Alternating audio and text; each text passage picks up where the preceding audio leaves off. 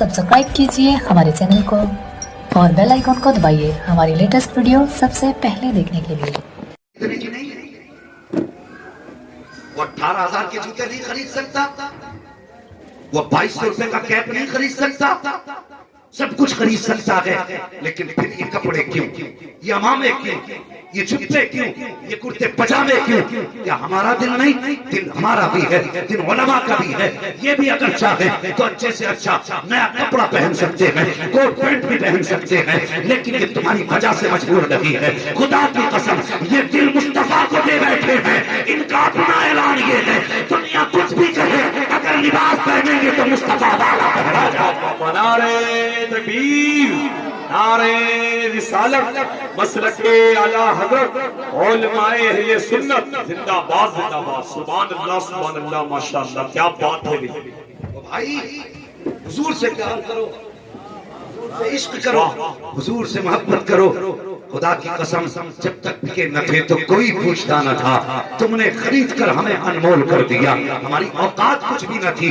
अल्लाह अकबर, जंग का मौका है। हजरत उमर फारूक आजम मिंबर शरीफ पे बैठे हैं। अल्लाह अकबर, ज़बान से जुमला निकल गया, या सारियल जबल, ए सारिया पहाड़ के पीछे से चढ़ो। इस पे गौर करो, पहाड़ी के पीछे के लिए, या सारियल जबल, सारिया पहाड़ पहाड़, ये आपकी ज़बान से जुमला निकला। सारे नमाजी बैठे हुए हैं, सब हैरत में थे, न कोई आया न गया, न किसी की आवाज सुनाई दी। आपकी जबान से ये जुमला कैसे निकल गया, या सारियल जबल। अल्लाह अकबर, 1 महीने के बाद जब लश्कर वापस आया तो उन्होंने बताया, हम तो जंग हारने वाले थे, लेकिन अचानक उमर की आवाज पीछे से आ गई। उन्होंने कहा था पहाड़ पहाड़। जैसे हमने पहाड़ पे तवज्जो की, फिर फतह हमारा मुकद्दर बन चुकी थी। अल्लाह अकबर, लोगों ने कहा बात कितनी पुरानी है, का महीना हो गया लगभग, का कितनी दूर थे, का सैकड़ों मील की मसाफत थी। सबने कहा उमर बता तो सही, यहाँ बैठे बैठे तुमने सैकड़ों मील का देख भी लिया, सुन भी लिया, बता भी दिया। अल्लाह अकबर, ये बात मक्के में फैल गई,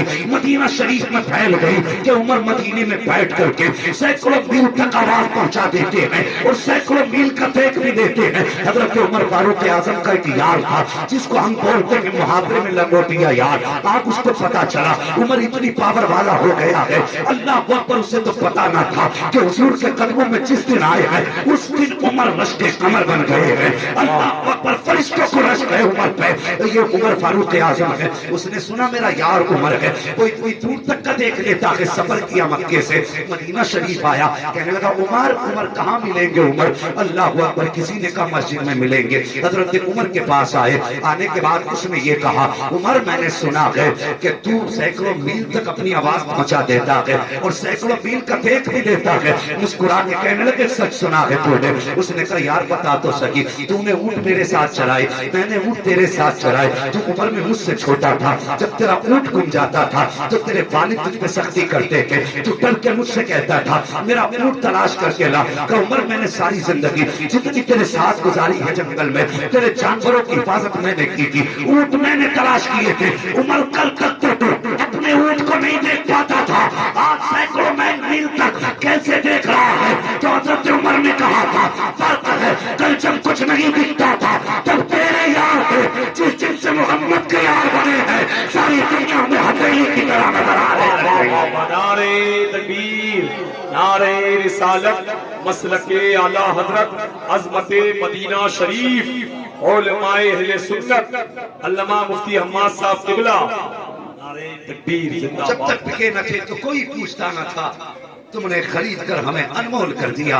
और मेरे भाई हुजूर से प्यार करो, चेहरे पे सुन्नत सजा लो, बेटे को कुरान का कारी बना लो। याद रखो जब सांसें आखिरी थमने लगती है तब हसरत और यास के सिवा कुछ नहीं रहता। खुदा की कसम, अगर पाप पूरी जिंदगी, अभी एक शख्स का इंतकाल हुआ, 60 लाख इलाज में लगे हैं। अल्लाह उन बेटों को सलामत रखे जिन्होंने अपनी कमाई से बाप पर खर्च किया है। 60 लाख कोई छोटी चीज नहीं होती है, बहुत बड़ी रकम लगाई है, बड़ी मेहनतें करके उन्होंने बाप का इलाज किया। हर چند کوشش کی لیکن وہ انتقال کر گئے۔ میرا کہنے کا مطلب یہ ہے آپ سے ساکن موت کا سبھی کو سامنا کرنا ہے، ایک دن سبھی کو مرنا ہے۔ یاد رکھو مرنے کے ٹائم جب ڈاکٹر لا علاج کر دیتے ہیں اس کے بعد مجھے بتائیے کدھر خیال جائے گا؟ سب سے آخر میں پلٹ کے خیال قرآن کی طرف آتا ہے۔ اللہ اکبر۔ اس کے بعد جب باپ کی آنکھ میں آنسو ہوتے ہیں، بیٹا کھڑا ہو کے پوچھتا ہے باپ بتائیے تو صحیح، ہم نے آل انڈیا ہاسپٹل دکھا لیا، دنیا کے بڑے بڑے ہاسپٹلوں میں آپ کو دکھایا، لیکن سارے ڈاکٹروں نے ہاتھ اٹھا دیے ہیں، اب کیا کریں؟ تب باپ کہتا بیٹے قرآن کی کچھ آیتیں پڑھ کے سنا دے۔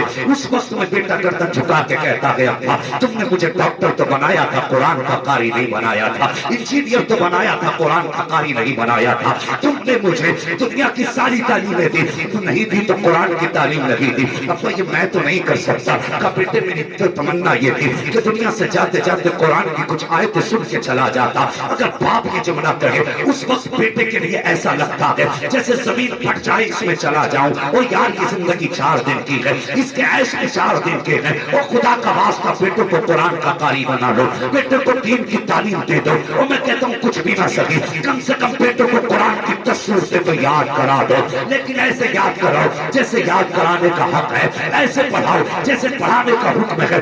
آج ہوتا کیا کہ شاہد ہماری مسجدوں میں 1.5 لاکھ نہیں بلکہ 3 لاکھ مرتبہ کلمہ پڑھ دیا جاتا ہے، لیکن مرنے والے کو راحت نہیں ہوتی۔ وجہ یہ ہوتی ہے کہ جیسے ابھی مفتی صاحب نے کہا تھا ہمیں تو ناز ہے اپنی عبادتوں میں، ہم تو کہتے ہیں ہمیں آدھا قرآن یاد ہے، لیکن کبھی عالم کی بارگاہ میں جا کے پوچھ کیا قرآن ایسے ہی پڑھا جاتا ہے جیسے میں پڑھتا ہوں؟ کیا کلمہ ایسے ہی پڑھا جاتا ہے جیسے میں پڑھتا ہوں؟ یہی وجہ ہے صاحب تلفظ بگڑ چکے ہیں، ادائیگی خراب ہے، 3 لاکھ مرتبہ چنے ہو جاتے ہیں، مرنے والے کو کوئی فیض نہیں ہوتا ہے، جبکہ بتایا تو یہ گیا کہ 1.25 لاکھ کلمہ پڑھ کر کے مرنے والے کو بخش دیا جائے تو اس کے گناہ بخش دیے جاتے ہیں۔ آخر ہوا کیا ہے؟ 3 لاکھ مرتبہ کلمہ پڑھا گیا ہے لیکن کوئی فائدہ نہیں ہو رہا ہے۔ وجہ یہ ہے کہ ہم نے علماء سے دوری اختیار کر لی ہے، ہم نے انٹرنیٹ سے تو دین سیکھا ہے، اگر نہیں جا پائے تو مسجد کے امام کے پاس تک نہیں جا پائے، ہم نے شریعت سوشل میڈیا سے سیکھنا شروع کر دی ہے، اگر نہیں گئے تو کام پاس کے رہنے والے قرآن کے قاری کے پاس نہیں گئے۔ تو یاد رکھ پیارے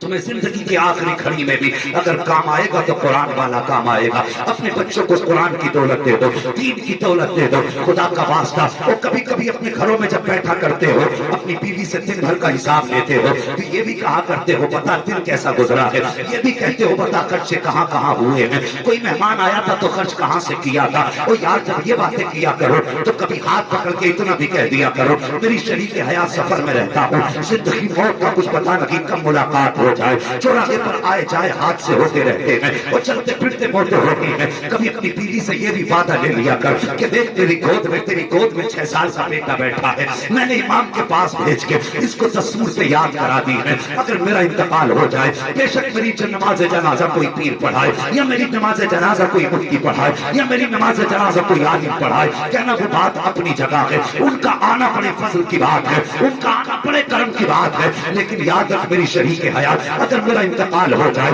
تو میرے 6 سال کے بچے کو اس کے چچا کے ساتھ بھیج دینا اور اس سے کہہ دینا کہ جب دنیا مٹی ڈال کے واپس آ جائے تو میرے بیٹے کو میری قبر کے پاس کھڑا کر دے۔ یہ 6 سال کا بچہ اور یاد دعوے سے کہہ سکتا ہو کہ ایک عالم کی دعا ڈال دی جائے، یہ بھی ہو سکتا ہے ایک پیر کی دعا ڈال دی جائے، لیکن جس باپ کی قبر پر 6 سال کا بچہ کھڑا ہوگا آنکھ میں آنسو دے گا اور کہے گا یا اللہ اس مٹی کے ڈھیر میں میں نے باپ کو دفنا دیا ہے، میرے مالک کی قبر میں بے سہارا ہے، اپنی رحمت کا سہارا عطا فرما دے۔ اور کبھی بیوی سے بھی کہہ دیا کرو کہ میری قبر پہ میرے بیٹے کو بھیج دینا تاکہ دنیا پلٹ کے آئے اور ادھر حساب کے فرشتے آئے، ادھر میرا بیٹا کھڑا ہو جائے اور صرف بسم اللہ پڑھ دے اور سورہ فاتحہ پڑھنا شروع کر دے۔ خدا کی قسم ادھر بچہ سورہ فاتحہ پڑھے گا ادھر پیغام آ جائے گا، فرشتے واپس لوٹ آؤ، اب حساب کی ضرورت نہیں ہے، فرشتے کہیں گے مالک کس لیے تو رب فرمائے گا دیکھتے نہیں ہے قبر کے باہر 6 سال کا بچہ کھڑا ہے اور مجھے رحمان کہہ رہا ہے اس کا بیٹا مجھے رحمان کہے، میں حساب میں مبتلا کروں، میری غیرت کو دوبارہ ہو نہیں سکتا۔ اب نعرے تکبیر، نعرے رسالت، مسلک اعلیٰ حضرت علماء اہل سنت علامہ حضور حامد میاں صاحب قبلہ زندہ باد زندہ۔ پڑھو دین کے قریب ہو جاؤ۔ فرمایا گیا خیرکم من تعلم القرآن وعلمہ، تم میں سب سے بہتر وہ ہے جو قرآن کو سیکھے اور قرآن ہی سکھائے. یہ کوئی چھوٹا کرم نہیں. آج ہمارے پاس انگلش میڈیم کے لیے تو ٹائم ہے. 3 گھنٹے ٹیوشن میں تو ہم دے سکتے ہیں، لیکن جب مسجد کے امام کے پاس 30 منٹ کے لیے بھیجتے ہیں اور 2 منٹ زیادہ ہو جائے فون آ جاتا ہے، پتہ نہیں بچہ ٹیوشن جائے گا، 2 منٹ لیٹ کر دیا. ہمارے بچے یہ سمجھ گئے اہم قرآن نہیں ہے، اہم انگلش ہے. وہ جانتے ہیں بچپن سے اگر قرآن اہم ہوتا ہمارے ماں باپ 12 گھنٹے قرآن کو دیتے اور 4 گھنٹے انگلش کو دیتے. لیکن ہم نے ان کو 18 گھنٹے انگریزی کے لیے دے کر کے آدھا گھنٹہ قرآن کے لیے دے کے انہیں یہ باور کرایا کہ قرآن کوئی چیز نہیں ہے. بدلو اپنے طریقے. بچوں کو یہ یقین دلاؤ کہ ہماری ترقی کا اگر راز ہے تو قرآن ہے، کامیابی کا راز ہے تو قرآن ہے. سر اونچا کر پائیں گے تو قرآن پہ عمل کر کے، ترقی کریں گے تو قرآن پہ عمل کر کے. اور دولت تو رنڈیوں کے پاس بھی ہوتی ہے. تم نے کمائی تو کیا کمائی، مزہ تو تب تھا جنازہ تیرا جاتا، پیچھے چلنے والے تیرے بیٹے قرآن پڑھتے جاتے. دنیا کہتی مراد باپ کا جنازہ نہیں ہے بلکہ نصیبوں والے باپ کا جنازہ ہے. اب بات ہے بھائی، زندہ باد زندہ باد، نعرہ تکبیر، نعرہ رسالت، عظمت قرآن، زندہ باد زندہ باد، سبحان اللہ. بھائی بچاؤ معاشرے کو اور بچاؤ اولاد کو. بات غلط نہیں کہی تھی مفتی صاحب نے مجھ سے پہلے جو